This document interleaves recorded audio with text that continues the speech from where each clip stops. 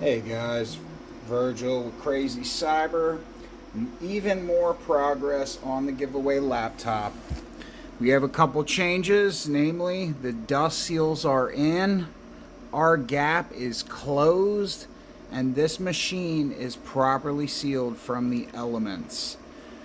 Now, you might notice a difference in the size of this hardware. Now, I decided I wanted more clamping locations for fasteners. So what I did was I ordered some M2 standoffs. I removed the just regular screws that were in these grounding locations, inserted the standoffs, and that gave me new positions to clamp down. We have one here, here, here, and here. So the acrylic panel is going to be much more secure. Factory, if I remember correctly, they only had 4 or 5 mounting points with actual screws, and the rest of it was just clipped in using plastic clips. So this is going to be a lot more sturdy than the stock one was. Now here, I'll give you guys a peek at the other side. You can see the TPU dust seals are perfect.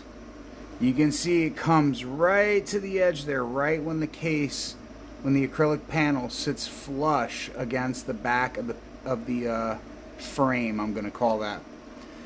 So, guys, we are 99.9% there now.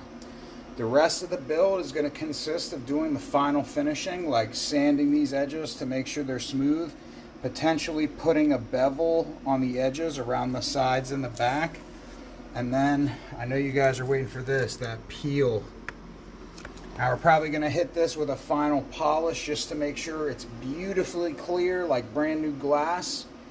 Now here's where things might get a little more interesting. Now, if you look closely at my trim piece here, you can see that the bolts are actually deflecting this piece. Now, because of the way this print is oriented, it doesn't have much strength going this way. So the screws are, it's hard to see. Let me see if I can't get a better angle in this light here. There we go. You can see it's bending it because of the way the layer lines run.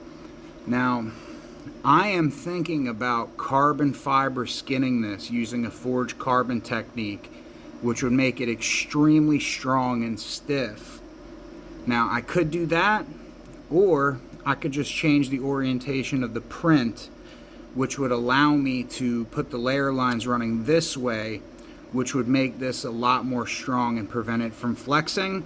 Or I can go with the absolute simplest option